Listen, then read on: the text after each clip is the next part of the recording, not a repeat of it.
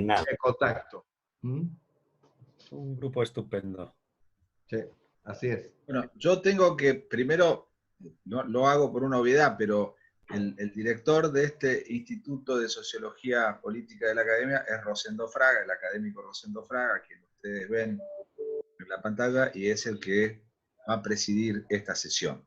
Y yo voy a hacer, hemos quedado una introducción, después les voy a dar la palabra a cada uno de ustedes para que hable aproximadamente 15 minutos, y después recibamos preguntas y tengamos una nueva intervención de otros 5 o 10 minutos, y después Rosendo va a hacer el cierre y las conclusiones. ¿Me equivoqué en algo, Rosendo, o es así? No, yo creo, estimado académico de Aravía, que vos tenés que hacer las conclusiones. Bueno, muy bien, lo que pasa Yo es que como vos lo haces también. agradecimiento. Bueno, muy bien. Cuando Cuando ustedes quieras, digan... empezamos. Ok.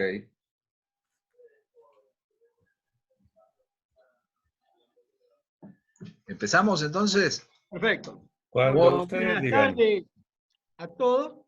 Yo soy Rosendo Fraga, director del Instituto de Sociología Política de la Academia de Ciencias Morales y Políticas. Le voy a pasar ahora la palabra al académico de número Alberto Daravía, quien ha tenido la iniciativa de proponer este tema crucial y además ha logrado convocar a dos personalidades muy importantes de España y Chile, ¿no es cierto?, para que hoy tengamos la posibilidad de reunirnos y dialogar con él. Alberto, adelante. Muchas gracias, académico Fraga. Es un gusto recibir acá en nuestro Instituto de Sociología Política de la Academia de Ciencias Morales y Políticas a dos intelectuales muy cercanos a la Argentina. Benigno Pendaz es actualmente el vicepresidente de la Academia de Ciencias Morales y Políticas de España, o sea, nuestra academia madre en América Latina, de la cual nosotros somos también correspondientes. Fue subdirector del Centro de Estudios Políticos y Constitucionales, es profesor, sigue dando clases, y por supuesto publica sobre estos temas que nos interesan. Además, nos acompaña también José Antonio Ramírez Arrayás, profesor de Chile, que es miembro de nuestra Asociación Argentina de Derecho Constitucional. Quiere decir que siempre nos ha visitado mucho participando de nuestras actividades, es un chileno muy cercano a la Argentina. También estudió en España, recordábamos hoy que los dos fuimos alumnos en ese centro que dirigió Benigno, el Centro de Estudios Políticos y Constitucionales, hizo su doctorado en España y sigue también con sus actividades universitarias en Chile. La idea es conversar con ustedes sobre esta realidad de la pandemia frente a las emergencias en distintos países, a la restricción de los derechos y al funcionamiento de las instituciones. Por eso le pusimos como título La pandemia frente a las instituciones.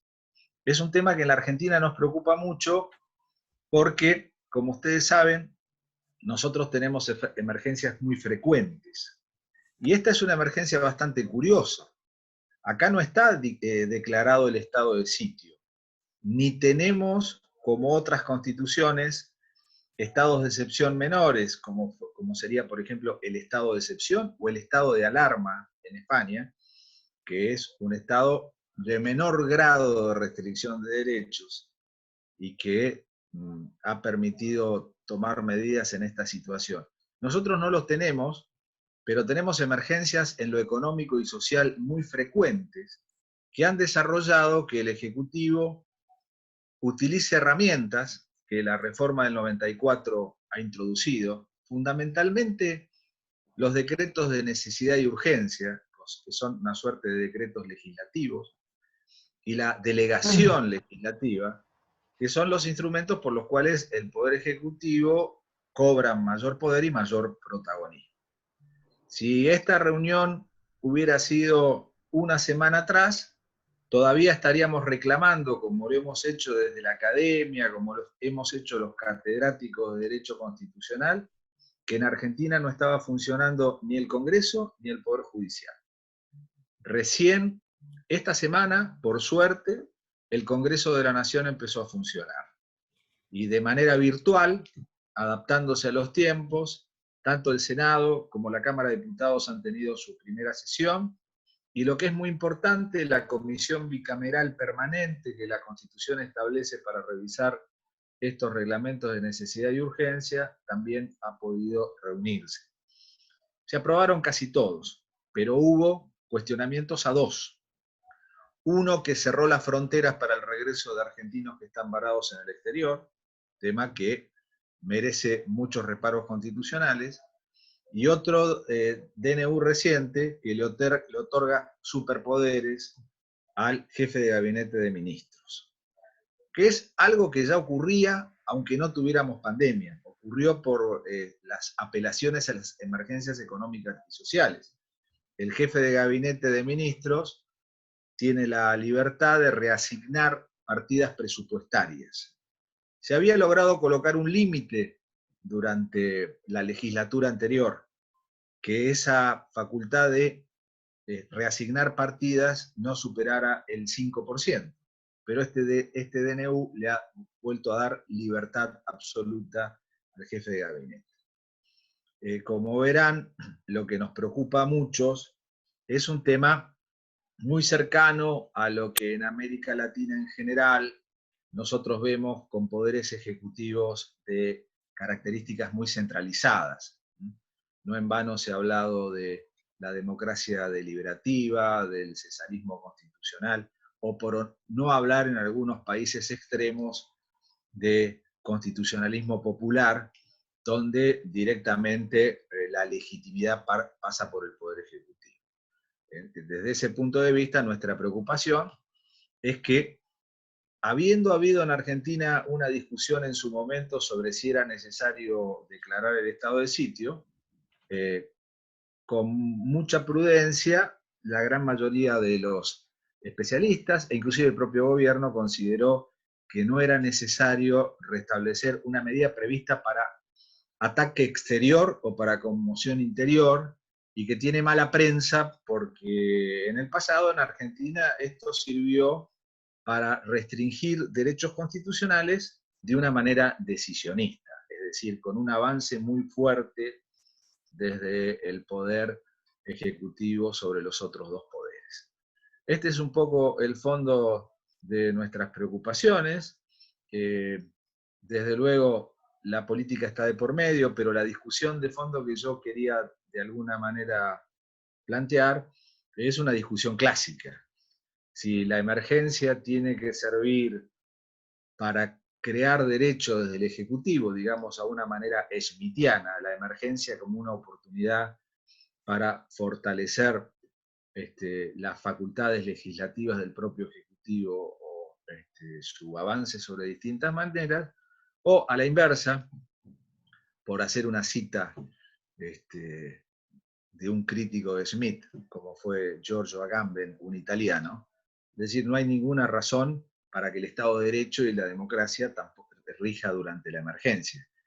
No hay ninguna razón porque los controles siguen siendo necesarios, porque siempre tiene que haber jueces para atender circunstancias como la que estamos viviendo, en nuestro caso cierre de fronteras, cierre de provincias, cierre de municipios, donde en muchos casos la gente no puede ingresar, aún teniendo propiedades en los mismos, para atender a estas circunstancias, aún teniendo en cuenta que la emergencia es cierta, es real, es una emergencia en serio, y que esa restricción de derechos se justifica en la medida en que tenga una temporalidad, un marco legal, y que tenga una relación razonable entre los medios y los fines.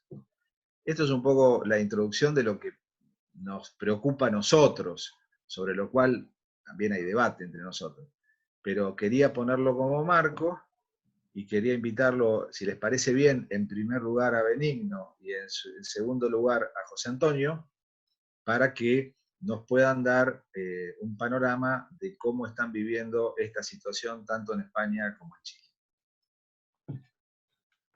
Muy bien, pues muchas gracias, Alberto. Primero, pues un saludo ya formal a los amigos y colegas de la Argentina y de Chile. A mí me gusta mucho más verles presencialmente, ¿no? Como se dice ahora, sea en Madrid, en Buenos Aires o en Santiago, pero bueno, nos tenemos que conformar con, y felizmente la técnica lo permite, con podernos ver, ¿no?, por vía telemática. Un saludo de nuestro presidente de la Academia, de Miguel Herrero, de Miñón, que estará encantado de mantener el contacto con ustedes siempre que lo deseen, y vamos a ver si el tiempo en el futuro pues, nos ayuda a normalizar la situación. Bueno, lo que ha dicho Alberto me sitúa ante temas absolutamente familiares. Es exactamente lo mismo que estamos discutiendo en España desde hace aproximadamente un par de meses.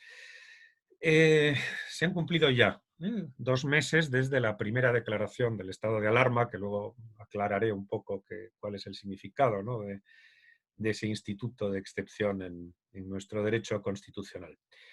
Hay tantos temas apasionantes que algunos me voy a limitar a dejarlos ahí colgando, ¿no? Hombre, primero la reacción social y política, ¿no?, ante la pandemia y la respuesta institucional, ¿no? Yo creo que ha habido 2 fases. O sea, una primera que yo llamo de temor jovesiano, ¿no?, cuando estábamos realmente todos en una situación de tal incertidumbre, de tal falta de control de la situación, de colapso del sistema sanitario, particularmente en las grandes ciudades, que realmente en ese momento nadie se ocupaba de las situaciones constitucionales o de las posibles limitaciones de derechos, porque realmente llegó a haber 800, a veces 900 incluso, muertos en un solo día, y esa era una preocupación de tal calibre que nadie pensaba en otra cosa, ¿no? Felizmente eso ha ido mejorando. Ha ido mejorando significa que, bueno, hoy podemos estar contentos porque los datos de hoy dicen que ayer hubo pues algo así como 140 personas fallecidas, que sigue siendo evidentemente una barbaridad. Pero estamos en otro momento. La mejor prueba es que en la primera votación del estado de alarma en el Congreso, creo recordar que la aprueban 321 de los 350 diputados. Es decir, hay una mayoría abrumadora, tanto naturalmente la que apoya al gobierno como también la oposición. Mientras que la última ha sido ya bajo mínimos y no es fácil, será muy complicado que se pueda prolongar en el futuro. La respuesta institucional en España, yo me atrevería a decir, como en casi todas partes, como en otros grandes países europeos, como en Francia, como en Italia, como en el Reino Unido, no ha sido buena. No ha sido buena. Es decir, tenemos que ser sinceros. Ahora, es verdad que el grado de emergencia ha llegado a ser tan terrible, ha sido tan brusca, ¿no?, la impresión que hemos sufrido en nuestras propias vidas, que es muy probable que a cualquier gobierno de cualquier signo le hubiera pasado algo parecido. Nadie escarmienta en cabeza ajena. Pudimos haber aprendido de China, luego vimos que en Italia empezaba antes, pero nadie ha aprendido. Nuestros amigos británicos pues les ha ocurrido un poco lo mismo, ¿no? Han tenido tiempo para reaccionar y tampoco han reaccionado a tiempo. Curiosamente mejor en algunos otros países. Se dice siempre que Portugal o Grecia o alguno de los países nórdicos pues han sido modélicos en la reacción, ¿no? Pero bueno, sitúo esto un poco como marco sociopolítico de las cuestiones constitucionales. Es decir, en un primer momento la emergencia es de tal grado que todo queda supeditado a la lucha por la vida y por la salud, pero en cuanto empiezan a mejorar las circunstancias, pues comienza una serie de debates, muchos de ellos desde el mundo estrictamente académico y universitario, sobre en qué medida queda afectada nuestra Constitución, nuestra democracia, nuestros derechos y libertades por las medidas adoptadas por el gobierno. Paso un poco rápido sobre 2 cuestiones que, si quieren, luego volvemos a ellas, que son importantes. Primero, me ha llamado la atención lo de las cámaras parlamentarias. Aquí ocurrió lo mismo. Es decir, en las primeras semanas está casi cerrado el Congreso de los Diputados y cerrado por completo el Senado. A día de hoy realmente ya funcionan, no diría yo que con normalidad absoluta, pero muy cercano a la normalidad. Es decir, hay reuniones, claro, muy peculiares. Es decir, de los 350 diputados, pues se ha hecho un pacto para que acudan a las sesiones aproximadamente la 10ª parte. Es decir, ver el salón de plenos casi vacío y los diputados pues separados por por varios metros unos con otros, es una imagen realmente llamativa, pero tanto en la sesión plenaria como las comisiones funcionan con razonable normalidad. Pero no ocurrió así en los primeros días, y el primer debate que se produjo fue ese. ¿Se puede cerrar el Parlamento? De ningún modo, incluso lo dice expresamente la Constitución. Otra cuestión que se plantea en España siempre, ¿no? El tema territorial. El tema territorial. Las primeras medidas, los primeros cierres de zonas, de ciudades, las adoptan las comunidades autónomas, incluso en algún caso los ayuntamientos. En un momento dado se produce algo que es extraño en el funcionamiento de nuestro modelo territorial desde que hace 40 años se aprobó la Constitución, y es que el Gobierno central toma las riendas del asunto y, con la declaración del estado de alarma, asume competencias de las comunidades autónomas, y en esa fase seguimos. Es decir, ahora mismo quien tiene que determinar cómo se produce lo que se llama, con una palabra espantosa, ¿no?, la desescalada, pues es el Gobierno central. Curiosamente, entro aquí también en un análisis de carácter, digamos, más político que jurídico. Las críticas al Gobierno central por esa recentralización de competencias proceden más de comunidades gobernadas por la oposición, concretamente por la Comunidad de Madrid, que de las comunidades gobernadas por los nacionalistas. Es decir, en Cataluña y en el País Vasco, pues no ha habido especiales críticas, digamos, a estas medidas, porque, bueno, entre otras cosas, ha habido quizá más negociación, ¿no?, por parte del Gobierno central. Pero, en fin, ahora mismo el debate del día en España, pues es que algunas comunidades, sobre todo gobernadas por el Partido Popular y en particular Madrid, pues están muy descontentas con la actuación del Gobierno, la que consideran discriminatoria. Y claro, ahí se plantea pues el gran debate, es decir, el gran debate que no debería ser salud o economía. Bueno, yo creo que un gobernante razonable tiene que saber conjugar las dos cosas, ¿no? Pero, en fin, otro tema, el territorial, que también se ha planteado. Y luego vamos con el que probablemente pues, es el más llamativo y el que más nos afecta a los constitucionalistas, que es precisamente el de el derecho de excepción y la restricción de libertades públicas. Bueno, como bien recordaba Alberto, en la Constitución española hay, digamos, 3 grados de situaciones de anomalía. Están en el artículo 116 de la Constitución y en una ley orgánica que se aprobó pues, hace un montón de años, en 1981. Ustedes saben que los humanos, pues, y los juristas en particular, pues bueno, legislamos pensando en una situación futura e incierta, ¿no? Pues seguramente esto no haya que aplicarlo nunca.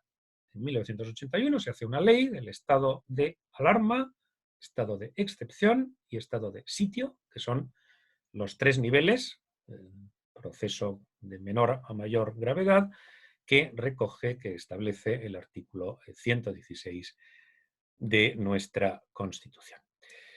Y ahí se plantea un problema jurídico que no es sencillo, y que naturalmente va a terminar ante el Tribunal Constitucional y que va a exigir al Tribunal pues, la más absoluta finura jurídica para determinarlo. Luego les daré también mi opinión, que en todo caso todavía es provisional y muy matizada, pero déjenme que les recuerde un poco el marco normativo. Aunque en la Constitución no lo dice, la ley establece que el estado de alarma está pensado, lo digo textualmente para que lo tengamos claro, para situaciones de emergencia sanitaria, y menciona expresamente la posibilidad de situaciones de pandemia. Pero con el estado de alarma, insisto, el nivel menor de gravedad, no se pueden suspender derechos fundamentales. El estado de alarma solamente se había aplicado una vez en estos 40 años y por un asunto, bueno, teniendo sin duda importancia, pero se puede considerar relativamente menor, ¿no?, en este contexto, que fue una huelga de controladores aéreos, que provocó el cierre de Barajas y de otros aeropuertos españoles, y entonces el gobierno socialista entonces, de Rodríguez Zapatero, pues declaró el estado de alarma a efectos de, digamos, militarizar la función de los controladores y exigir que se mantuviera libre el espacio aéreo. Bueno, eso dio lugar a una cierta polémica, a un cierto debate. Llegó incluso al Tribunal Constitucional, que aceptó la constitucionalidad de la medida, y realmente se olvidó. Es decir, muchos pensamos de, bueno, pues esta es una situación que no habrá que volver a plantear. Estaba yo recordando, a propósito de todo esto, con algunos colegas, que, me permiten el paréntesis, que es relativamente frecuente, los profesores de nuestra materia, pues cuando el tiempo se nos echa encima, ¿no? Y el programa de los estudiantes pues es muy amplio, que uno de los asuntos que les decimos, bueno, los estados de alarma, excepción y sitio, pues no los estudian ustedes, en fin, no los miran, los leen por encima, pero probablemente eso no se va a plantear. Bueno, un craso error, ¿no? Que no podremos volver a cometer en el futuro. Estado de alarma no permite suspender derechos y en cambio encaja perfectamente en la emergencia sanitaria. El estado de excepción, y más todavía el estado de sitio, sí permiten suspender derechos, los habituales en estos casos, pues, por ejemplo, la libertad de movimientos, reunión y manifestación, en algún caso incluso libertad de expresión e inviolabilidad del domicilio, pero están rigurosamente pensados, no tanto por la Constitución como por esa ley orgánica del año 81, para situaciones graves de orden público. Muy graves en el caso de la excepción y gravísimas en el caso del estado de sitio. Ciertamente el supuesto de hecho no existe. Es decir, de ninguna manera se ha producido nada ni grave ni siquiera leve, salvo alguna mínima manifestación callejera en España en materia de orden público durante estos meses. Por tanto, desde el punto de vista objetivo, encaja mejor la alarma que la excepción y, por supuesto, que el estado de sitio. Y ahí viene la gran pregunta: ¿se han suspendido derechos o solamente se han limitado derechos?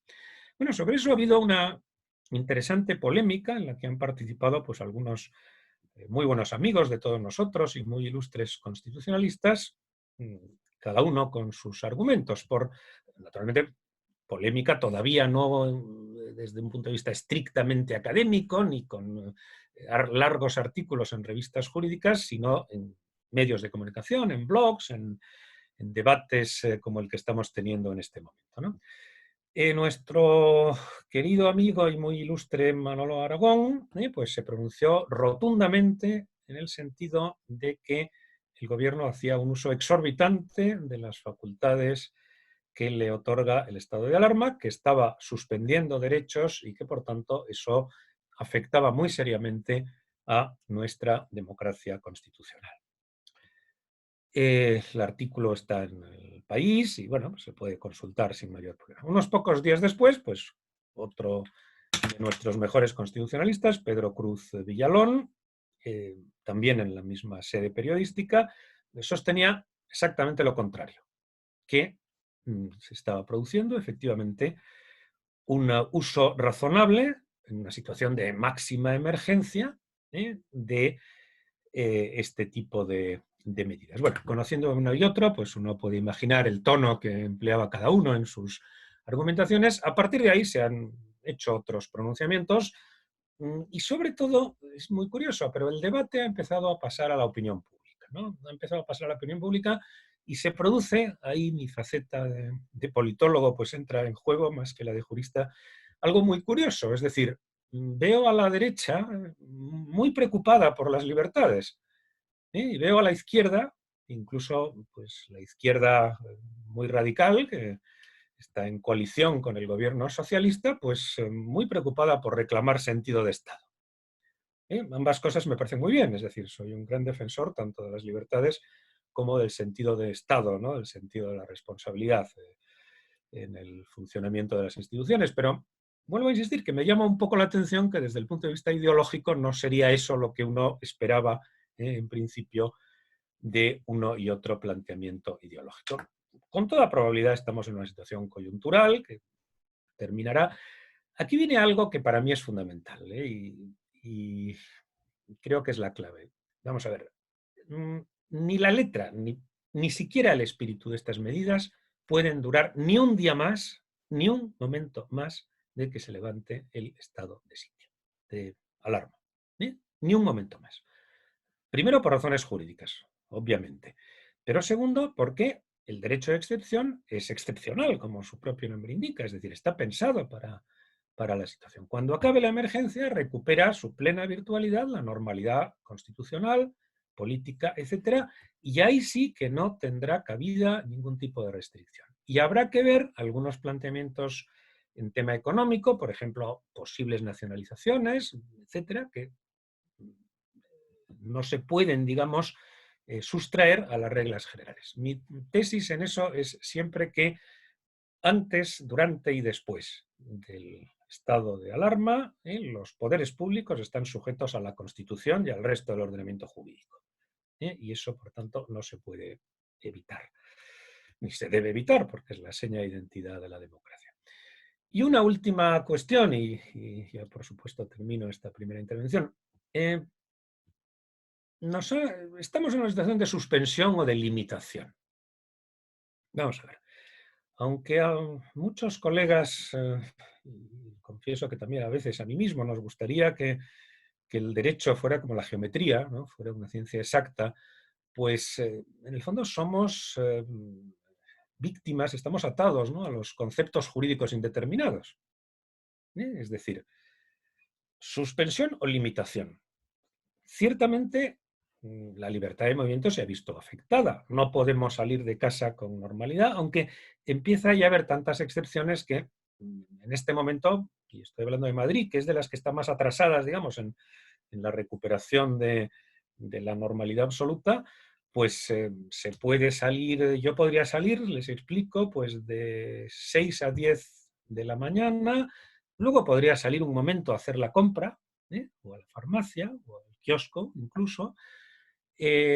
Luego, si tuviera niños pequeños, que no es el caso, pues los podría llevar a pasear un ratito, y luego de 8 de la tarde a 11 de la noche, pues podría volver a salir. Hombre, las posibilidades son grandes, pero es evidente que está limitado. No se puede ir a cenar o a comer con los amigos, los bares, las cafeterías, los restaurantes no están abiertos, no se puede, no se debe invitar a nadie a casa o acudir simplemente por el placer de la charla con amigos a la casa de otra persona. Es decir, los derechos están afectados. ¿Eso es una limitación o es una suspensión? ¿Eso es proporcional o no es proporcional a la necesidad? Cuesta, ¿verdad? Cuesta dar una opinión contundente. Y les voy a poner un ejemplo. La única vez que ha llegado, por ahora, porque ahora ya se ha presentado un recurso de constitucionalidad y tendrá que pronunciarse, lo que ocurre es que el Tribunal Constitucional tiene sus tiempos y tardará meses, ¿no?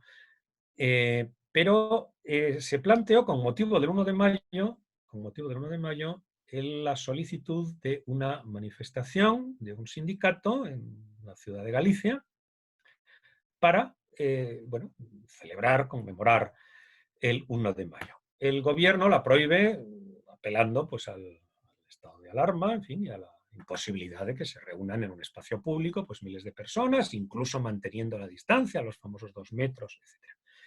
Es un recurso de amparo.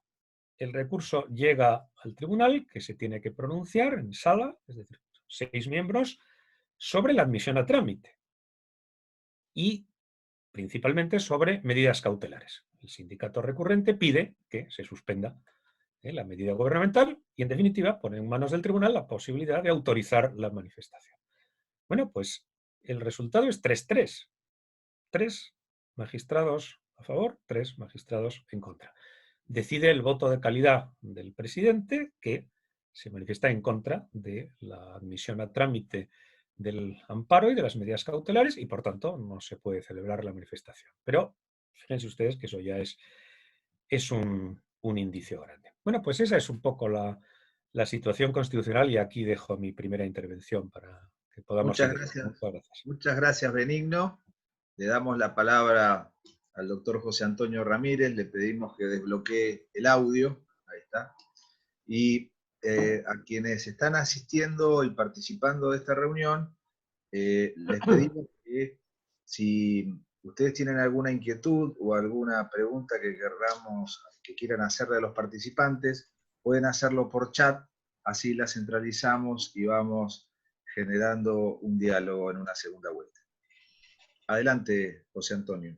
Bueno, muchas gracias, Alberto. Nuevamente gracias por la invitación. Un honor y siempre es muy grato poder estar aquí conversando. Está escuchando con atención a Benigno y ver cómo a veces las cosas se van repitiendo de alguna manera en todos nuestros países. Agradecer a Rosendo también sus palabras y la posibilidad de compartir en este momento. Comentarles lo que pasa en Chile.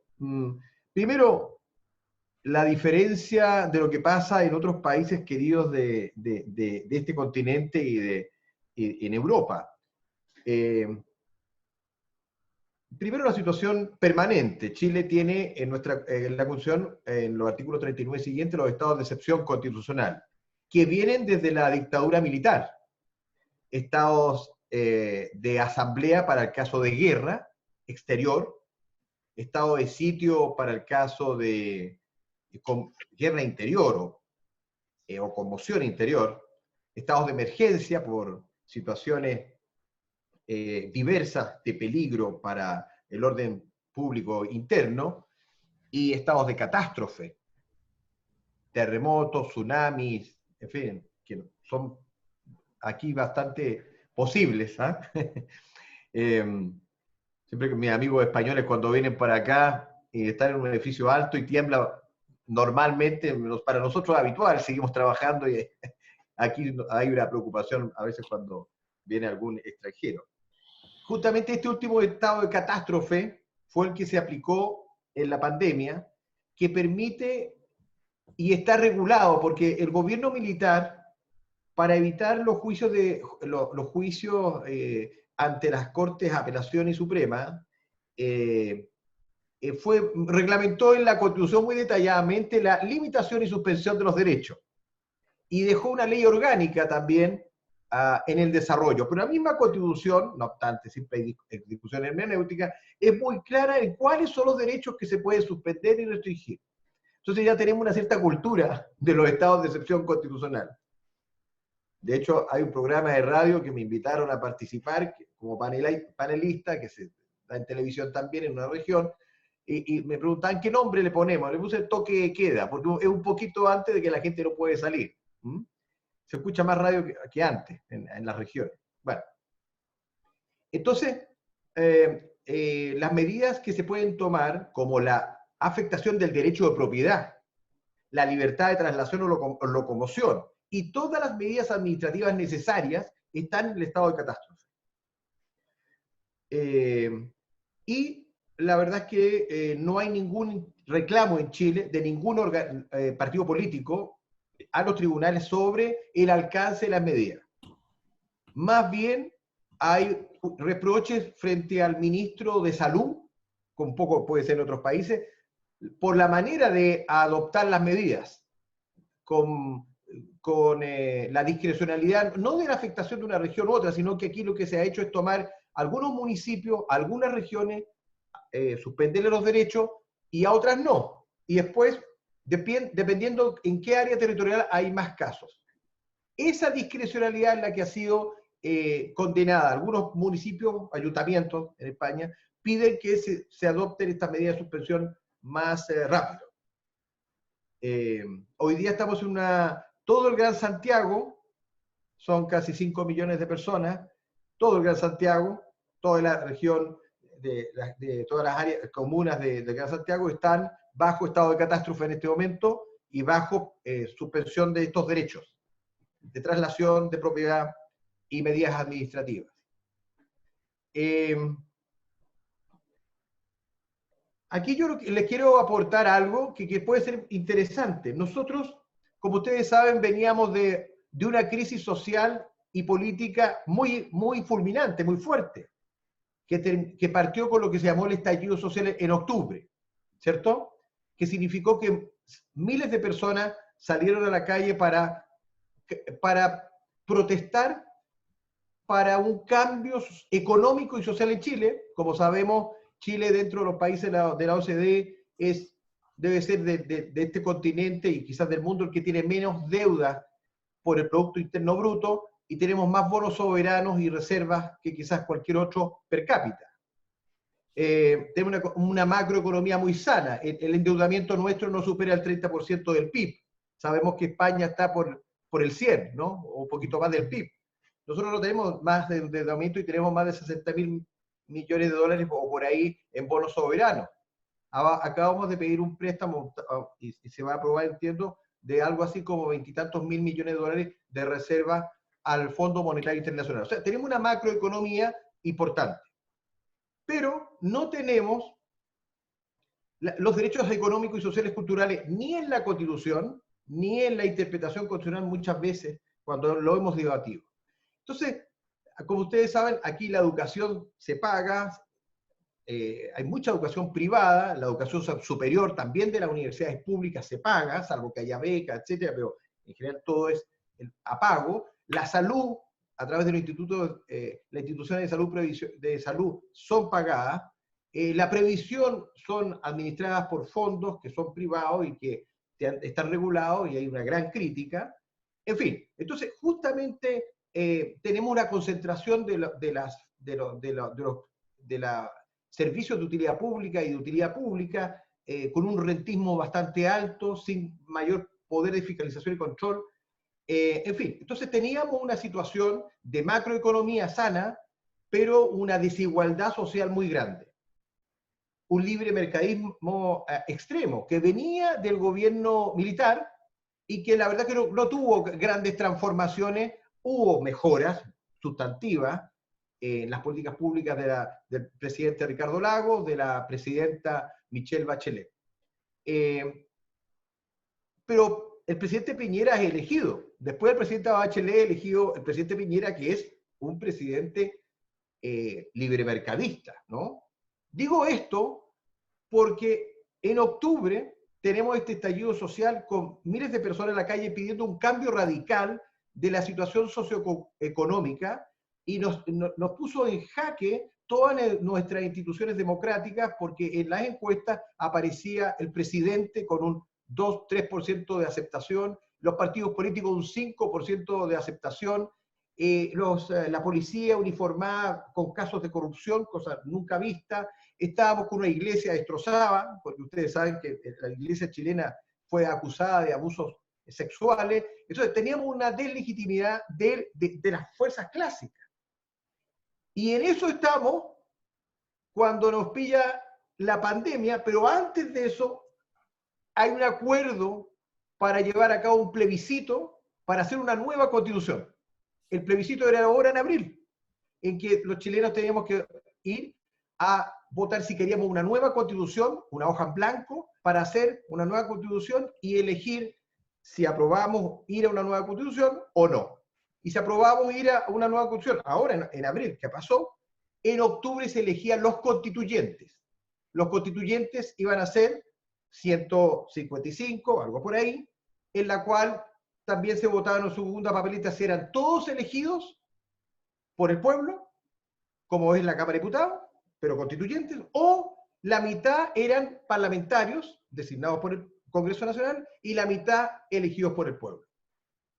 Ese plebiscito era en abril y se suspendió producto de la pandemia y se trasladó a octubre.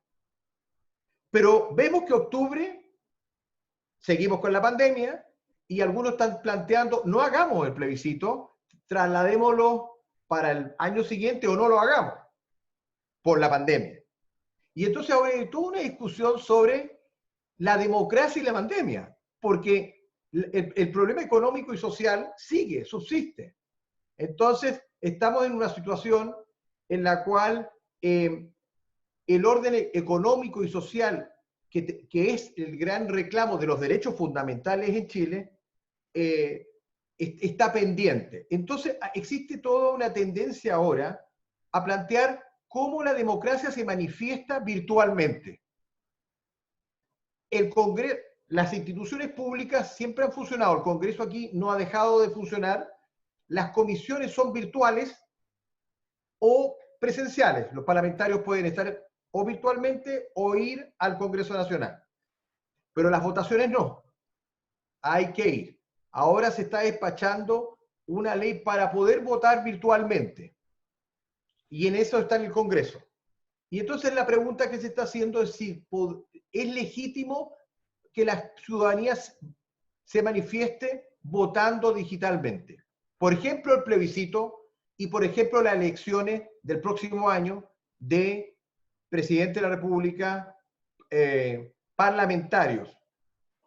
También, dentro de esta elección que venía ahora en octubre, estaba la de los gobernadores, porque los gobernadores de las regiones en Chile, que se llaman intendentes, son de la designación del presidente de la República. O sea, tenemos alcaldes elegidos por el pueblo, pero los gobernadores son elegidos por el presidente de la República, porque nosotros tenemos un hiperpresidencialismo. Entonces, habíamos hecho una reforma constitucional que iba a empezar a regir con la elección de los gobernadores regionales elegidos por el pueblo ahora en octubre. Eso también se suspendió. Entonces seguimos con los intendentes designados en cada una de las regiones. Entonces se ha planteado, ¿y por qué no votamos? Vía digital, igual si pagamos nuestros impuestos, tomamos muchas decisiones de compra, etcétera, de registro civil por internet, ¿por qué no se puede hacer de esta manera también para votar? Entonces, en el caso de Chile, nosotros tuvimos una pandemia, por decirlo así, producto de la crisis social, que nos llevó a estados de excepción. Estábamos con toque de queda, o sea, con privación de libertad, de traslación, locomoción, reunión, manifestación, a propósito de octubre. Y eso permaneció hasta el momento de la pandemia. Y luego vino el estado de catástrofe producto de la pandemia. O sea, esto es un paréntesis en la crisis social, cultural y económica de Chile, no de la macroeconomía. Y voy concluyendo, es muy interesante lo que ha ocurrido acá porque estamos en un paréntesis de la transformación económica y social que necesitamos, pero tenemos una buena noticia, porque siempre hay que ser optimista. Tenemos recursos para hacerlo. Cosa muy difícil, porque en general los países no lo tienen. Nosotros tenemos los recursos para hacer una gran transformación económica y social en Chile. Y así la derecha tradicional lo ha planteado también. O sea, nunca en Chile ha habido tanto consenso de la derecha tradicional, de la centro e izquierda, en la cantidad de miles de millones de dólares que se va a destinar para tener una mejor salud pública, una mejor educación pública y mejores prestaciones en electricidad, agua potable, con precios que sean posibles y con derechos a una remuneración digna, mínima y por persona y familiar. Esos temas que era del Estado que nosotros conocemos de bienestar o Estado social y democrático de derecho, son los temas que ahora estamos discutiendo en Chile. El concepto del Estado social y democrático de derecho es una de las nomenclaturas que se está pensando para la nueva Constitución. Y los derechos económicos, sociales y culturales que tenemos en la Constitución de España del 78, está a la vista para la nueva Constitución en Chile. Entonces, yo diría que el tema en Chile no es los derechos fundamentales políticos y civiles. No está ahí la discusión. La discusión jurídica constitucional que teníamos en noviembre era qué constitución íbamos a tener para tener lo que decía Javier Roca, el principio de estabilidad presupuestaria, para no irnos más allá de lo que podemos, pero claramente íbamos a hacer un salto hacia derechos económicos y sociales de gran magnitud, porque teníamos los recursos para hacerlo. La pandemia lo que logró fue demostrar que el Estado solidario es fundamental, porque la pandemia no distingue entre la persona que está en la salud pública, que es muy mala, o ha sido muy mala, o muy lenta, y la salud privada. Ahora el gobierno tomó el control de los hospitales privados y los públicos. Por tanto, hoy día la salud es uniforme. Es difícil pensar que vamos a dejar de tenerla a futuro. Esa es la discusión. Lo mismo te pasa con la previsión o la jubilación. Los aumentos que ha habido de jubilación y previsión de los montos es significativo y se está pidiendo más. Y lo mismo te pasa con los derechos de remuneración de las personas. Entonces, el punto es, si termina el estado de excepción de catástrofe, ¿qué ocurre en Chile con los derechos fundamentales económicos y sociales cuando hoy día se le está dando prestaciones por parte del Estado a la gente para que pueda sobrevivir? Se piensan dar más recursos para que pueda la gente mantenerse en sus casas, pero ¿qué pasa después? Y esa discusión es una discusión que además, estando aquí, ustedes, colegas y profesores, en el Centro de Estudios Constitucionales de Madrid, Políticos de Madrid, y en la universidad, esa discusión del plebiscito en Chile y la transformación de la Constitución en Chile va a ser un campo de estudio y de trabajo muy relevante, muy interesante, que va a ir a continuación de salir de la pandemia. Estamos en un paréntesis, pero la ciudadanía va a exigir este cambio constitucional en unos meses más, y para eso hay que estar preparado. Gracias, Alberto.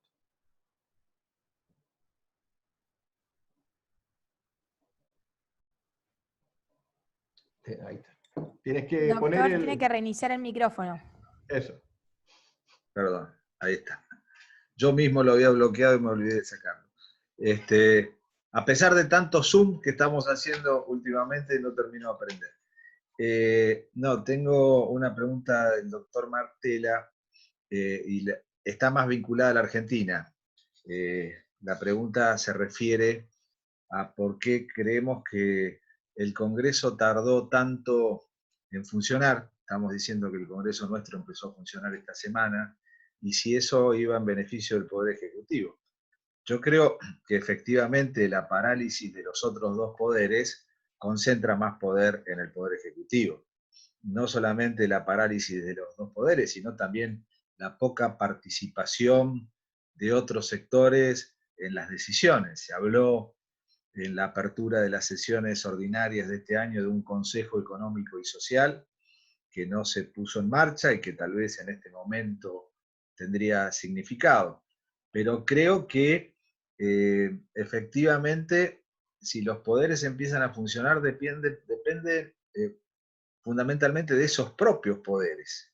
El Congreso logró empezar a funcionar superando un debate sobre el reglamento de ambas cámaras, sobre si eran posibles las sesiones virtuales o no eran posibles las sesiones virtuales. Algunos opinamos desde el primer momento que los reglamentos no impedían las sesiones virtuales, y además la realidad se fue imponiendo. Muchos legisladores de la oposición preferían las sesiones presenciales, pero en este momento está tan centralizada la pandemia en Capital y Gran Buenos Aires, que lo que sucede en la realidad, y es una realidad sociológica, es que la gente del interior no quiere venir a Buenos Aires, incluyendo a los legisladores. Por lo tanto, las sesiones virtuales se imponen como una realidad. Lo importante es que los poderes funcionen. El Poder Judicial también está funcionando gradualmente. Yo integro la Cámara Electoral, la presido últimamente, nosotros estamos trabajando, y desde el primer momento pensamos que había muchas cosas que podíamos hacer en forma virtual. Los balances de la elección presidencial se pueden presentar en forma escaneada. Hemos sacado una acordada el martes pasado para que la documentación de los partidos políticos, las viejas fichas de papel, sean reemplazadas por sistemas digitales. Creo que hay muchas cosas que se pueden avanzar. A mí personalmente no me gusta que el Poder Judicial esté de feria. Me parece que es una palabra que, si bien implica suspensión de plazos para evitar aglomeramiento de gente y aglomeramiento de personas, es una palabra un poco antigua. En España, feria, me puede corregir Benigno, significa fiesta, tampoco es una palabra muy adecuada. Creo que hubiera sido preferible llamarlo trabajo remoto o licencia extraordinaria, pero a medida que han pasado las semanas, se han delegado más funciones en las cámaras y se han mejorado los sistemas informáticos. Creo que lo que les ha pasado a los otros dos poderes del Estado es que han cambiado, han ido caminando de acuerdo a lo que la tecnología lo puede hacer. Voy a dejar para más tarde otras preguntas que me están llegando, para darle una nueva intervención al doctor Pendas y al doctor José Antonio Ramírez. Yo a Benigno me gustaría preguntarle cuál ha sido el papel del rey en todo este tema. Una figura que representa la unidad en España, ¿cuál ha sido el papel del rey? Porque sabemos que el gobierno ha recibido muchas críticas, pero ¿cuál fue el papel del rey? Y después, esos debates sobre hasta dónde la restricción de los derechos o hasta dónde la suspensión, que evidentemente son debates muy finitos. Usted nos contaba un fallo judicial desempatado por el vicepresidente. Yo tomé conocimiento ayer de un fallo del estado de Wisconsin, en los Estados Unidos, donde una mayoría de 4-3 votó en contra de la cuarentena, por una posición liberal de restricción de derechos. Lo que ha pasado fue que los bares se llenaron en la ciudad. Es decir, son límites que son muy difíciles de establecer. Acá en nuestra Corte Suprema, históricamente, habló de la restricción y no de la frustración de los derechos. Parecería ser que la única respuesta a eso es el tiempo. Es decir, ¿cuánto tiene que durar eso? Porque restricciones de derecho hay muchas. Acá hay muchas ciudades y muchos pueblos a los que no se puede ingresar. Y sin embargo, la Constitución dice que tenemos libertad de circulación y podemos entrar, salir y permanecer dentro del territorio. Si esto va a ser poco tiempo es una cosa, si va a ser mucho es otra. Así que, doctor Pendas, lo dejo con estas reflexiones y para que usted pueda extenderse más sobre lo dicho o responder alguna de estas inquietudes. Muy bien, pues muchas gracias. Vamos a responder a estas dos preguntas y luego yo también tengo algunas que formular y algunas reflexiones sobre lo que he escuchado, que es enormemente interesante, ¿no? Por ir a las preguntas concretas, bueno, yo creo que el papel del rey está siendo de expresión simbólica de la unidad, ¿no? De la permanencia de la nación y del Estado. Probablemente es un tipo de situación que requiere unidad nacional y que, por tanto, pues refuerza las instituciones que representan esa posición suprapartidista, ¿no? Es decir, no hay críticas al papel del rey, bueno, que está permanentemente, todos los días hay imágenes, naturalmente, de reuniones virtuales con el mundo sanitario, con el mundo empresarial, con el mundo sindical, con el mundo de la cultura, es decir, está cumpliendo su función de animar, de impulsar, de lanzar un mensaje. Me ha gustado mucho lo que ha dicho antes José Antonio, ¿no? de que hay que ser optimistas. Es decir, yo creo que nuestras sociedades están en condiciones de superar este tipo de problemas. Entonces, bueno, yo ya digo que creo que el papel del rey y de la corona se está viendo razonablemente reforzado, ¿no? En la medida en que no es objeto de debate partidista, sino como un elemento que refuerza la unidad. La otra pregunta es complicada, ¿verdad? Yo creo que no hay que caer, como siempre, los moderados tenemos esa, no sé si es una virtud o un defecto, yo creo que es una virtud, ¿no? Hay que buscar el sentido común, el punto medio. Es decir, a mí las posiciones absolutamente de servidumbre o las posiciones absolutamente libertarias, digamos, pues no me convencen. Es decir, claro que es evidente que nuestras libertades se han visto afectadas y es que uno no puede salir a la calle a la hora que quiera, pero hombre, hay que responder con sentido común y con racionalidad y de hecho la inmensa mayoría lo hemos hecho, la inmensa mayoría lo estamos haciendo. ¿Que no nos gusta, que no nos apetece, que a veces eso nos pone de mal humor? Pues sí, es evidente, pero primero, hombre, una sociedad civilizada, pues cumplir las normas legales, mientras lo son, pues es es un deber. Y segundo, ya digo, hay que tener sentido de la responsabilidad. Es decir, pensar en que uno puede ahora salir, manifestarse, etcétera, etcétera. ¿Y qué pasa si luego dentro de unos días eso se traduce en un incremento tremendo de los contagios, etcétera? Yo creo que se impone la prudencia. Ahora, con algo que también ha dicho con toda razón Alberto, ¿no? Durante el tiempo imprescindible, durante el tiempo estrictamente necesario. Lo que no debe es prolongarse ni un minuto más. Ni la situación jurídica, ni siquiera el espíritu, digamos, de la excepcionalidad. Y luego 2 o 3 cosas varias al hilo de las muchas cosas interesantes que se han dicho, ¿no? Sobre las sesiones parlamentarias, aquí también ha habido debate. Ya dije que en un primer momento no se reunieron, pero yo creo que casi nadie se acordaba. Fue la oposición, naturalmente, la que empezó a decir que el Parlamento no se cierra, en fin, que se convirtió en un cierto eslogan, ¿no? Bueno, ahora no están acudiendo efectivamente por una especie de pacto entre los grupos. No van todos. Antes decía de los 350 diputados, pues a los plenos, a la sesión plenaria puede ir el 10%, pero el voto sí puede ser telemático porque ya estaba previsto antes. Estaba previsto para situaciones excepcionales de enfermedad, de estado de gestación avanzada, etcétera. Lo que se ha hecho pues es una norma interpretativa de las presidencias del Congreso y del Senado, pues bueno, extendiéndolo a esta situación. Entonces, se habla personalmente, solo se puede hacer el discurso personalmente, pero se vota, los que no están físicamente, se vota telemáticamente. Un asunto muy interesante que se planteaba también a propósito de Chile, ¿no? En España también se han suspendido 2 elecciones regionales, en País Vasco y en Galicia. Parece que la intención es ahora celebrarlas en julio, en el mes de julio. Estaban ya convocadas, incluso. De hecho, si nos ponemos también a hilar fino como constitucionalistas, en la ley electoral no estaba tan claro que se pudiera así pura y simplemente suspender la celebración de unas elecciones ya convocadas, formalmente convocadas. Estaba el caso de Francia. En Francia, como saben, se celebró la primera vuelta de las elecciones municipales. Probablemente no fue una medida muy sensata. Y luego se suspendió la balotage, ¿no? Se suspendió la segunda vuelta y está todavía pendiente. Entonces aquí se han suspendido en Galicia y en País Vasco, pero la intención de los respectivos presidentes de la comunidad autónoma, que son quienes tienen la capacidad para ello, es convocar en julio. Yo debo decir que me parece un poco precipitado.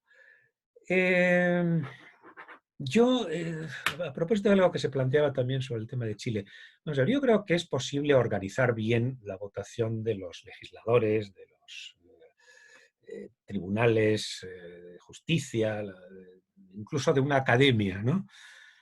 Una votación global con todos los ciudadanos. Yo sospecho que las garantías del voto electrónico en este momento no están suficientemente afinadas como para poder celebrar una elección con garantías, una decisión popular sobre un texto constitucional o lo que fuere, para varios millones de personas. Yo tendría cuidado con esos temas porque, en fin, la democracia puede sufrir, no ya solo porque se pudiera manipular, sino porque se sospechara. Y a veces la sospecha hace tanto daño o más, ¿no? en la democracia mediática como la verdadera realidad. 2 o 3 cosas más, en un minuto cada una. Claro, es verdad, me ha llamado la atención, en España el gran debate es sobre derechos, digamos, clásicos, libertades públicas clásicas, no sobre derechos económicos y sociales, porque, claro, la sanidad pública está universalmente extendida. Hay también, desde luego, sanidad privada. La sanidad pública ha funcionado bien, pero se desbordó por momentos. En las primeras semanas y particularmente en las grandes ciudades se desbordó. Pero aquí, claro, no hay debate sobre derechos económicos y sociales, sino sobre libertades públicas tradicionales. Me ha interesado mucho, y a lo mejor puestos a buscar argumentos para reformas constitucionales en España, claro, que el estado de catástrofe de Chile, que es el equivalente, ¿no?, más o menos de nuestro estado de alarma, porque la alarma está también pensada, si hubiera terremotos o si hubiera, en fin, algún acontecimiento de estos excepcional, permita la suspensión de libertades. Es decir, aquí no habría habido ningún problema si en el estado de alarma se pudieran restringir derechos. Y lo último, que es una pregunta que me gustaría escuchar tanto de los amigos argentinos como de los amigos chilenos. Vamos a ver, ¿quién toma las decisiones principales desde el punto de vista territorial? ¿El gobierno central, el gobierno federal o los gobiernos territoriales? Porque en España, los primeros días hubo una especie de caos generalizado, es decir, un alcalde, un ayuntamiento cerraba su ciudad, una comunidad autónoma cerraba los institutos de enseñanza y las universidades, hasta que efectivamente el gobierno central, no sin críticas, pues centralizó todas esas decisiones, y tendría mucho interés por saber cuál es un poco la experiencia comparada, ¿no? Muchas gracias. Muchas gracias, Benigno. Antes de darle la palabra al doctor Ramírez Arrayás, quiero completar la respuesta a Daniel Martela sobre la posibilidad de que si hace falta una ley para que el Congreso funcione en forma remota, yo ya, es mi opinión personal, se puede compartir o no, pero la he expresado cuando tuvimos el foro de la Facultad de Derecho. Creo que el reglamento es lo suficientemente amplio para permitirlo. Hubo una discusión sobre eso. Creo que la discusión lo único que hizo fue demorar las cosas, y creo siempre que en caso de dudas en materia constitucional hay que recurrir a los principios. Acá el principio está en el artículo 33. La soberanía del pueblo y la forma republicana de gobierno. Lo importante es que las instituciones funcionen y que el Congreso funcione. Con eso también le respondo a la pregunta de Jorge García Mantel, donde la pregunta es si la reactivación del Congreso y el anuncio de empezar a tratar la reforma judicial y la ley del aborto no tiene más que ver con el intento de tapar el gran problema sanitario. Evidentemente esa es una respuesta que entra en el terreno de lo político. Los temas que se van a tratar dependerán de las mayorías parlamentarias, de la agenda y inclusive de las iniciativas del Poder Ejecutivo. Eso depende de la composición actual del Congreso. Entre que el Congreso funcione o el Congreso que no funcione, yo soy de los que piensan que el Congreso tiene que funcionar, por muchas de las cosas que estamos viendo. Y aprovecho también para enganchar la pregunta de Gerardo Milman. La pregunta de Gerardo Milman, estoy contestando yo porque se refieren a cuestiones de Argentina, no porque te quiera quitar la respuesta a nuestros invitados. Ellos ya van a seguir hablando de lo de ellos, ¿no? Pero respecto del DNU, de la Ley de Administración Financiera, creo que es el 459, otras veces ya ocurrió, pero era el Congreso el que delegaba. Ahora se rompió y es el Ejecutivo el que delegó las facultades al Congreso. Bueno, totalmente de acuerdo, la emergencia no tiene que ser un vale todo a favor del Ejecutivo. Ya tenemos hiperpresidencialismo en nuestros países, y esto es uno de los grandes riesgos que nosotros no tenemos que permitir, pero para eso necesitamos que funcione el control del Congreso y también el control del Poder Judicial. Es un grave riesgo el que se corre en las situaciones de emergencia. El liderazgo del Ejecutivo es una cuestión natural. Nuestra Constitución lo trae en el artículo 99, inciso primero, cuando dice que es el jefe supremo de la nación. Y además, la propia situación de emergencia requiere situaciones rápidas. Reunir al Congreso es más difícil. Se han dictado desde el DNU 260, que fue el que amplió la emergencia sanitaria a partir de la ley de emergencia económica que estaba el año pasado, se han dictado muchos, más de 20 decretos de necesidad y urgencia. Eso es por la rapidez en que el Poder Ejecutivo tiene que trabajar. Pero eso no tiene que ser un cheque en blanco, lo tenemos que controlar. La emergencia tiene que tener un marco legal, la emergencia tiene que tener una temporalidad, la emergencia tiene que tener una adecuada proporción entre los hechos y las normas. Es la vieja jurisprudencia histórica de la Corte para todos los casos, sobre todo cuando nosotros, a diferencia de España o de Chile, no tenemos un instituto de emergencia específico. Acá no declaramos ni la excepción, ni la alarma, ni de la catástrofe, porque no tenemos esas figuras.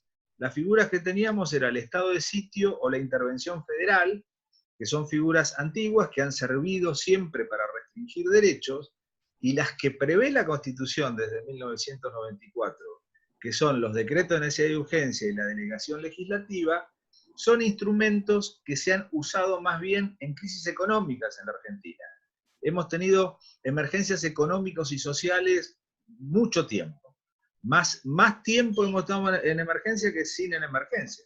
Ahora, la cuestión es que esta no es una emergencia económica y social, aunque también lo es, pero específicamente el coronavirus es una emergencia natural. Entonces, ahí también es donde nosotros no encontramos ninguna razón para que estos institutos de excepción sean aplicables. Tenemos que seguir controlando al Poder Ejecutivo porque tenemos que tener memoria. Siempre ha sido en la historia, durante las situaciones de emergencia, cuando los derechos individuales se han restringido y los poderes ejecutivos se han acrecentado. Dicho esto, y sin perjuicio de que volveremos a otra ronda, y si hay más preguntas las contestaremos, le doy la palabra a José Antonio Ramírez. A él le quiero preguntar particularmente sobre el tema de la suspensión de las elecciones, cuestión que ha ocurrido en otros países de América Latina y que también nos preocupa a nosotros, que el año que viene vamos a tener elecciones de medio término y no sabemos si para ese tiempo va a haber venido la vacuna, y nosotros votamos con mucha concentración de gente, en lugares cerrados.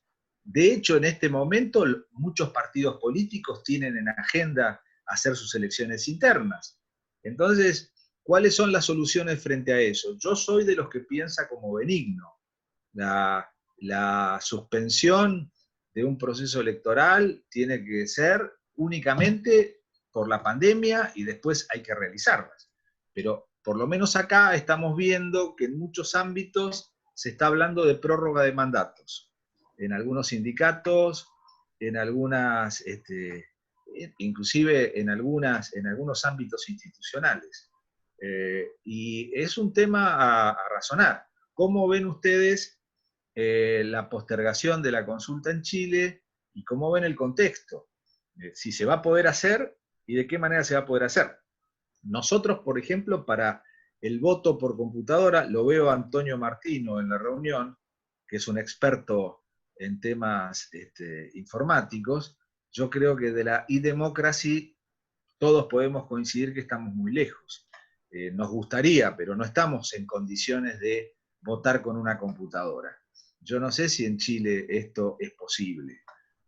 Nosotros no tenemos acceso de toda la población a poder votar desde el botón de una computadora. Y si lo tuviéramos, tenemos un problema muy grave, que es la identificación del que está votando y desde dónde lo hace.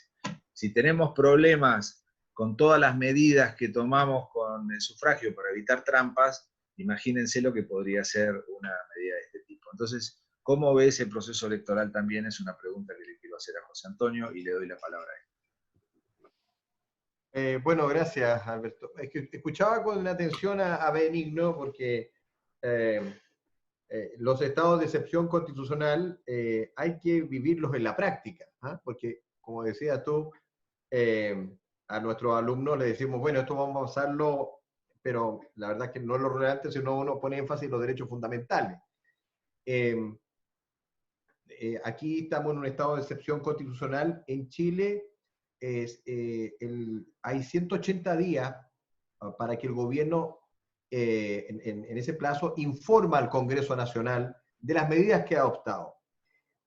Nosotros, ustedes saben, tenemos en Chile un hiperpresidencialismo, un cesarismo presidencial. Los proyectos de ley se inician prácticamente todos por el Ejecutivo. Las mociones parlamentarias son prácticamente reducidas, porque cualquier materia que tenga presupuesto o afecte un código de la República, o temas laborales, o temas previsionales, o temas de organización territorial, son todos de iniciativa exclusiva del presidente. Cuesta encontrar materias de iniciativa parlamentaria, entonces el Ejecutivo ya tiene un poder, fija las urgencias, lo que se pone en tabla para discutir. O sea, si el Ejecutivo no tiene interés, es muy difícil que el Congreso lo vea. Y además, finalmente, si pasa toda esa barrera, hay vetos presidenciales a los proyectos de ley, y el Congreso tiene que insistir con altos quórum, lo cual hace que el presidente pueda gobernar con una tercera parte del Congreso. Digo todo eso porque esa es la normalidad. O sea, nosotros estamos acostumbrados a un hiperpresidencialismo, y por eso en la nueva Constitución se estaba hablando de un semipresidencialismo, un jefe de Estado con un jefe de gobierno, que hubiera un líder dentro del Parlamento que hiciera la dirección política, y incluso de un unicameralismo, porque nos demoramos muchos años. En el Congreso tenemos un Senado muy fuerte, una Cámara de Diputados, no es como en España, que hay un rol de la Cámara de Diputados prevalente en la formación de ley. Aquí no, aquí hay una tramitación que pasa mucho tiempo en la Cámara, y luego hay otro trabajo en el nivel del Senado, y se estaba planteando ese tipo de revisiones. Entonces, el problema, Alberto, es que en Chile tenemos una asignatura pendiente muy grave. No es solamente que la autoridad le demos un tiempo más de prórroga, presidente, parlamento, etcétera, sino que la estructura social y económica estaba tras un estallido. Esto, o sea, el drama de la crisis social interna por un cambio sustantivo estaba ahí, y se suspendió con la pandemia. Entonces, no solamente tenemos las elecciones pendientes, sino que tenemos la transformación constitucional pendiente. Y ese es el punto.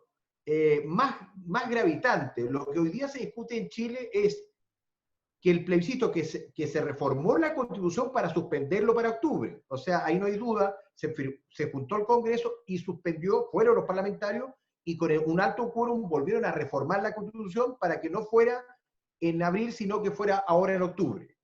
La discusión es, si no lo hacemos en octubre, ¿cómo dejamos la estructura pendiente?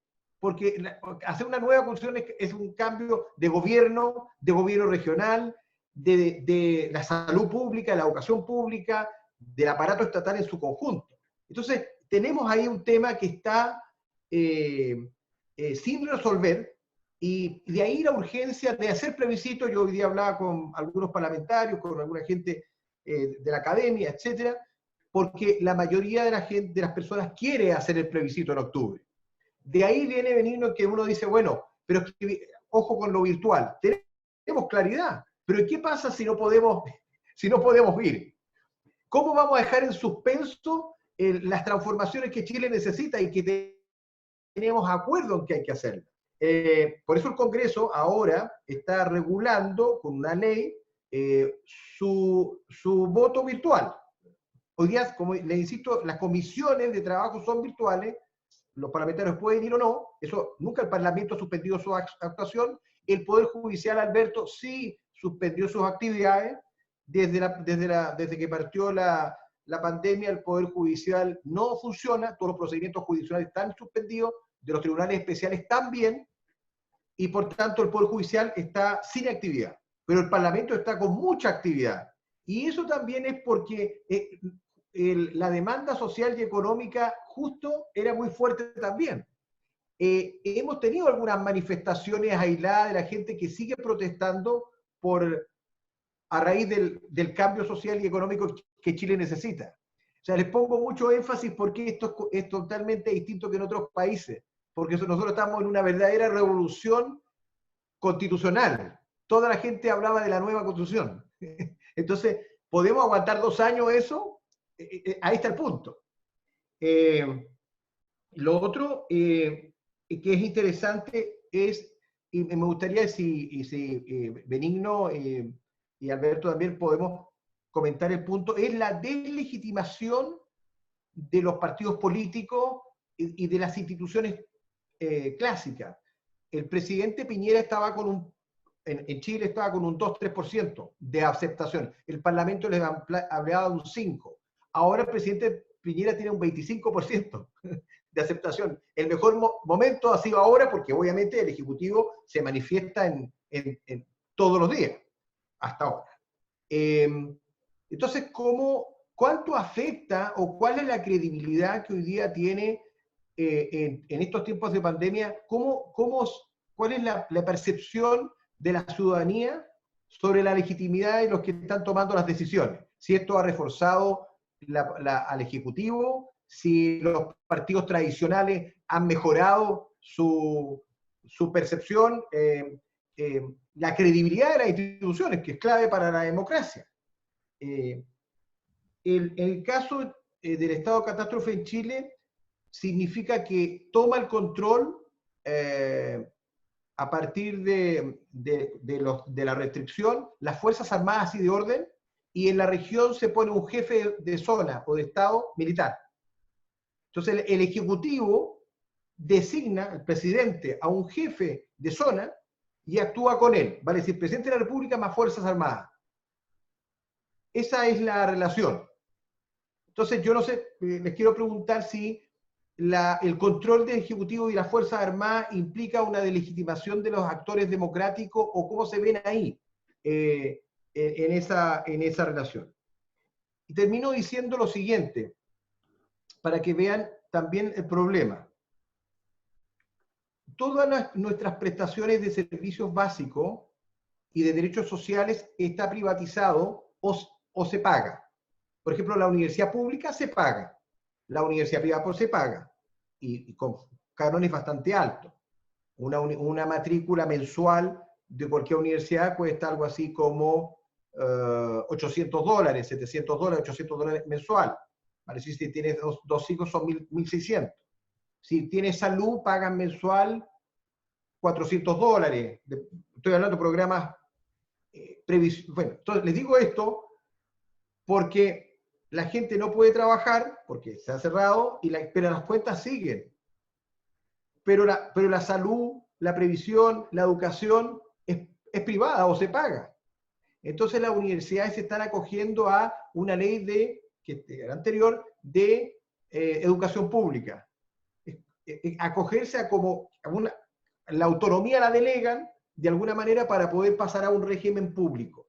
Entonces tenemos todo el tema respecto a la luz, los servicios de luz, de agua, que todo está privatizado, regulado débilmente para evitar el rentismo, el lucro, y por tanto ahí tenemos una asignatura pendiente. Entonces, ¿hasta dónde podemos aguantar sin la democracia, sin la manifestación de la democracia? Ya no es solamente la elección de la autoridad y el ejercicio del derecho cívico, sino que la transformación económica que toda la ciudadanía quiere, capaz que la tengamos que hacer vía los mismos parlamentarios que la ciudadanía quiere, más bien un Congreso Constituyente, que el Parlamento haga reformas parciales porque no tiene la legitimidad tampoco para hacerlo.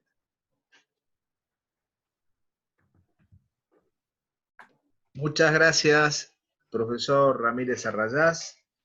De acuerdo a lo que habíamos programado con el académico Fraga, íbamos a contestar unas preguntas y después hacer un cierre, primero yo y después al final Rosendo. Pero tengo una pregunta que está dirigida a Benigno, porque nos pregunta uno de los asistentes cuál ha sido el papel de la Unión Europea en la pandemia. Entonces le voy a pedir una breve intervención a Benigno, donde también puede contestar la pregunta que le ha hecho José Antonio.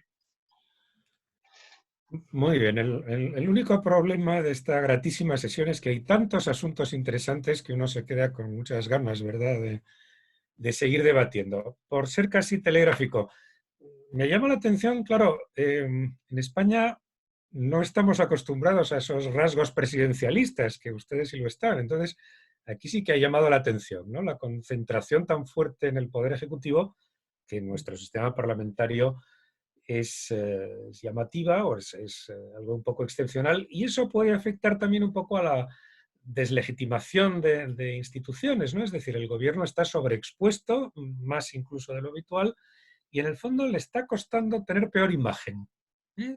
Porque al final, pues la responsabilidad de lo que ocurre, pues muchas veces los ciudadanos la dirigen a quien toma la decisión, ¿no? En general, a los dos grandes partidos, PSOE y Partido Popular, no les va mal en las encuestas, ¿sí?, en estos días. Alguien preguntaba por ahí también, algo que a mí me irrita bastante, en alguna de las normas relativas al estado de alarma, efectivamente, lo he visto en alguno de los chats, se ha aprovechado para introducir elementos ajenos, ¿sí?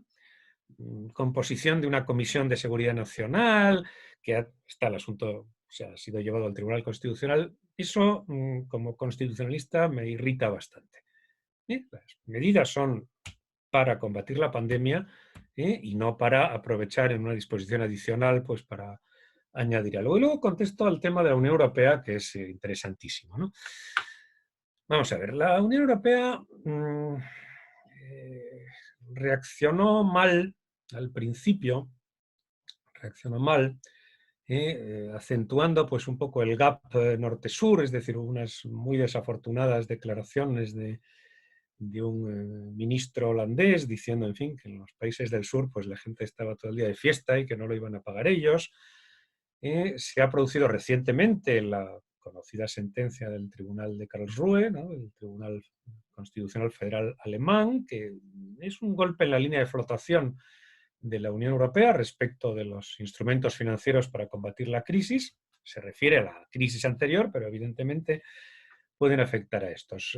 Ahora mismo el tema de la Unión Europea, la imagen de la Unión Europea ha salido algo perjudicada en la opinión pública. Eso no quiere decir ni que se ponga en cuestión el éxito histórico que es la Unión Europea, ni que se vaya a plantear ningún tipo de Brexit por parte de nadie. Pero hay un factor que merece la pena que lo analicemos bien, y es la pandemia es evidentemente global, por su propia definición, pero las respuestas están siendo estrictamente nacionales.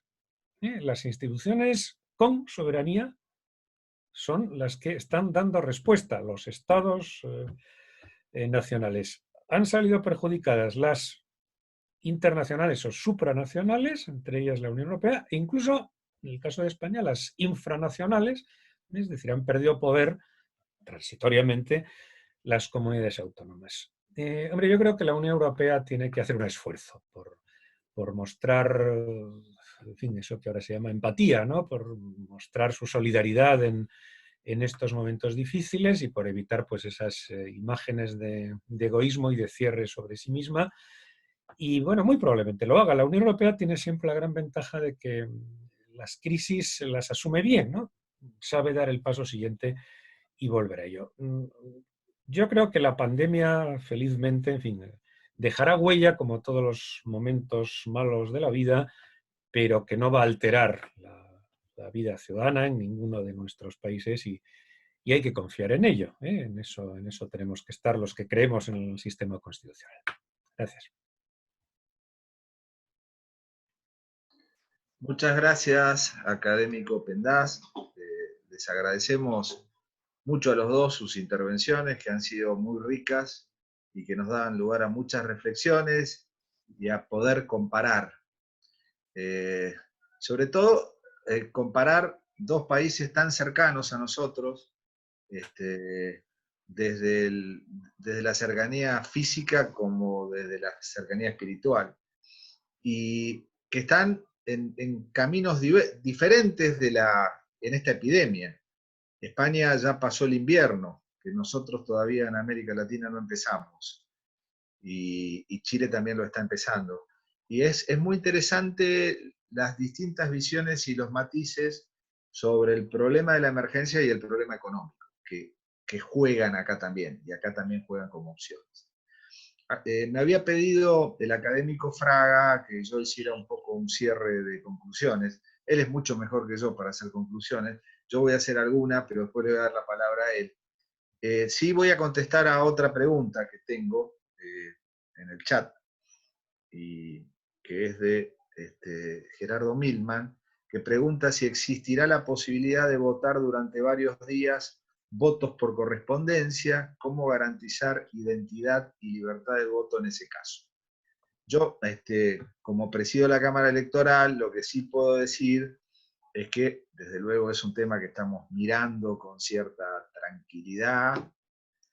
Nosotros tenemos elecciones a mediados del año próximo legislativas, pero hay experiencia de otros países. Esta semana estuve en un foro en el INE de México con IDEA, con la OEA.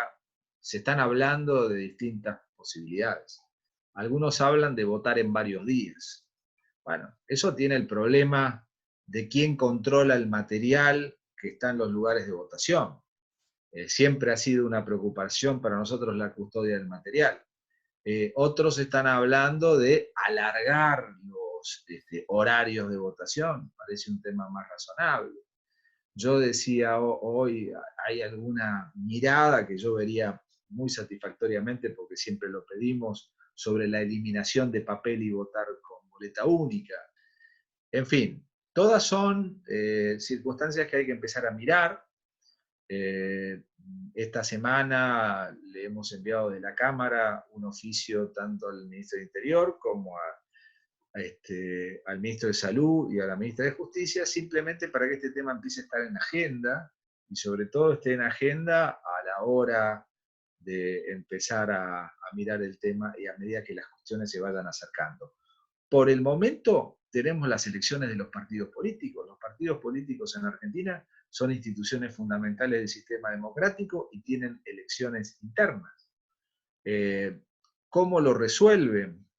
Muchos están preocupados porque tampoco sus cartas orgánicas o sus estatutos les permiten este Zoom que nosotros estamos haciendo. Tendrían que modificarlos. Por supuesto tendrán que resolverlo dentro de su vida interna. Lo único que sí que puedo decir al respecto, porque ya lo he hecho públicamente, es que no vemos con simpatía ninguna prórroga de mandatos. Esto no tiene que ser oportunidad para la viveza de nadie. De lo que se trata es de suspender procesos hasta que la pandemia pase, lo dijo muy bien Benigno, hasta que pase, y lo que hay que hacer en cuanto pase es llamar a elecciones inmediatamente, porque a veces la tentación es aprovechar estos momentos para concentrar poder. Y eso es lo que tenemos que evitar. Y este es el problema central en general que tenemos. Yo simplemente una de las cuestiones que quería remarcar es que nosotros, a diferencia, para hacer un análisis comparativo de España y de Chile, no tenemos la figura constitucional precisa para contemplar una pandemia, no está prevista en la Constitución.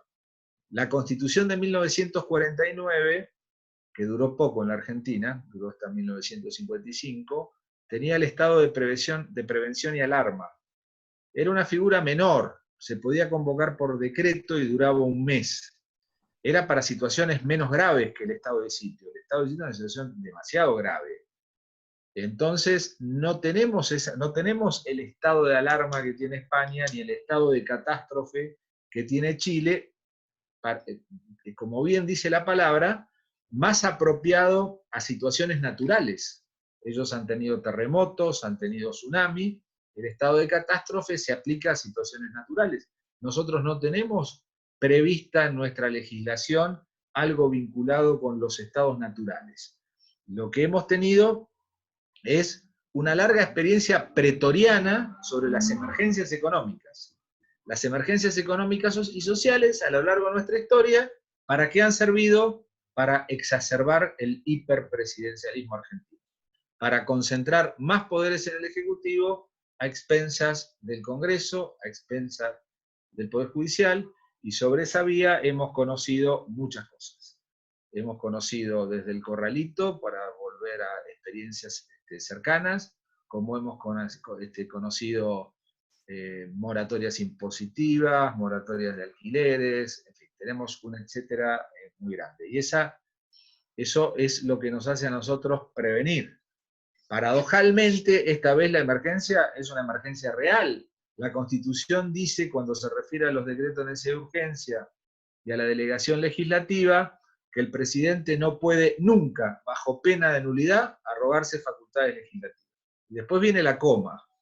Solamente en caso de situaciones sumamente graves que impidan seguir el trámite ordinario de las leyes, podrán hacerlo.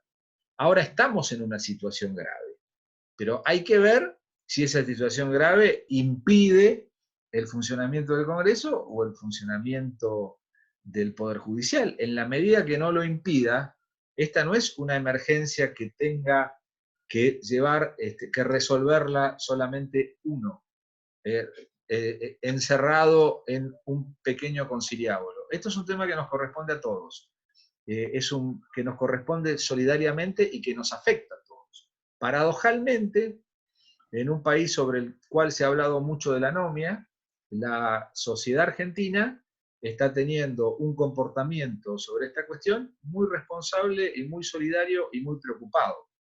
Entonces, no se ve ninguna razón por la cual no podamos resolver esta cuestión dentro del marco democrático. Siendo conscientes de la urgencia, siendo urgentes sobre la necesidad de la restricción. Y bueno, y mientras tanto, esperar que esto pase, porque todo esto se hace para volver a la normalidad. Como decía César Enrique Romero, un viejo profesor cordobés que presidió la Cámara Nacional Electoral. ¿Para qué se toman estas todas medidas? Para volver a la normalidad. El hecho de esto es volver a una normalidad que aparentemente no va a ser igual, va a ser una nueva normalidad, pero nosotros tenemos que trabajar desde ámbitos como estos para que la democracia, voy a citar a Benigno Pendás, que ha escrito mucho sobre esto, que no es la mejor, sino la menos mala de las formas de gobierno, pero lo mejor que hemos conocido a lo largo de nuestra historia, no nos lleve a pensar que tenga que haber algo distinto. Es un tributo cultural que hemos sabido alcanzar y del cual no tenemos por qué descender cuando esto pase. Y esperemos que esa normalidad vuelva. A mí me cuesta, Benigno, mucho imaginar a Madrid con los bares cerrados, porque como decía... Y a Buenos Aires, a Santiago, ¿no? Pero especialmente en Madrid, porque Madrid es un gran bar, como dijo algún y uno ve todas esas reuniones, pero también nos pasa en Buenos Aires, donde extrañamos mucho a nuestros amigos, pero tenemos esta posibilidad que nos da la tecnología de vernos acá y contar en esta reunión, como contamos también con varios académicos de número, porque está el doctor Martiré, está el almirante de Molina Pico, aprovecho para saludarlos a ellos y muchos amigos y muchos, el senador Ricardo Gómez Díez, en fin, no lo puedo saludar uno por uno, pero sí es grato vernos acá. Así que muchas gracias a los dos, y entonces ahora le doy a... Alberto, te quiero interrumpir solamente, Alberto, te quiero acotar solamente a propósito de los bares, que es una parte importante de la intervención, ¿no? A propósito del Instituto, del Centro de Estudios Constitucionales de Madrid, cuando estaba estudiando el año 91, 92, salimos del Centro de Estudios Constitucionales conversando sobre los acuerdos que se habían hecho en un apartado de la Constitución y cómo se llegó a ese acuerdo. En ese tiempo en Chile estábamos en plena transición a la democracia y bueno, y me explicaban los acuerdos de ese momento en España, que llegó a la Constitución del 78. Y vamos por las escalinatas de la bajada, ¿no?, del Centro de Estudios Constitucionales hacia la calle, y entonces me dice el profesor invitado del centro, me dice, mira, en este momento, y estaba también Pedro de Vega, y me dice, el lugar donde se tomaban las decisiones, mira, está ahí en la esquina. Por ahí y me enfocó hacia un barcito que regularmente nos tomábamos una caña. Me dice, ahí se tomaron muchos acuerdos muy fundamentales. Entonces la verdad es que uno, como dice mi querido amigo Alberto Aravía, esos gratos momentos en que, o ya sea en Madrid o en cualquier lugar de España, o cuando vas a Buenos Aires, la fraternidad y la solidaridad y los acuerdos se logran en esos momentos. Es la parte de la humanidad. Mi maestro hablaba del sentimiento constitucional, Pablo Caperdú. Esa relación afectuosa es parte del derecho público que hay que preservar. Hay que hacerlo ahora en Zoom, pero ya tendremos el momento de estar en alguno de nuestros lugares. Ojalá podamos volver a esa normalidad. 30 segundos para Sí. decir que lo que tenemos que hacer es quedar emplazados todos en vernos en Madrid, en Buenos Aires o en Santiago presencialmente, repetir este debate y, por supuesto, tomarnos unas buenas copas y unos buenos almuerzos, que eso, en nuestros países sabemos disfrutar de la vida, ¿verdad? Ojalá que eso sea Muchísimas gracias a todos, a Rosendo, a Alberto, José Antonio, a todos. Muchísimas gracias. Quiero agradecerle a los dos y también agradecerle al director del Instituto de Sociología Política, Rosendo Fraga, que va a hablar ahora, pero antes de que hable le quiero agradecer, y por supuesto a nuestra presidenta a Marita Carballo, que también está siguiendo esta sesión. Muchas gracias, Alberto. Brevísimo. Yo voy a tomar dos. No es una conclusión. Primero, de benigno, creo que hay un concepto clave. La pandemia es un fenómeno global, pero tiene respuesta nacional. Eso es una descripción, pero es un problema central hoy en las relaciones internacionales que tenemos que mirar hacia adelante. Esto no solamente es una descripción, es una tendencia que se viene desarrollando y creo que se va a seguir desarrollando después de la tendencia. Esto lo vinculo para mí con una idea, bueno, un concepto central que nos planteó José Antonio, hiperpresidencialismo. Esto que en América Latina nos parece bastante normal, bastante lógico, me parece que es un tema, es una alerta de algo que se está extendiendo a otras democracias del mundo.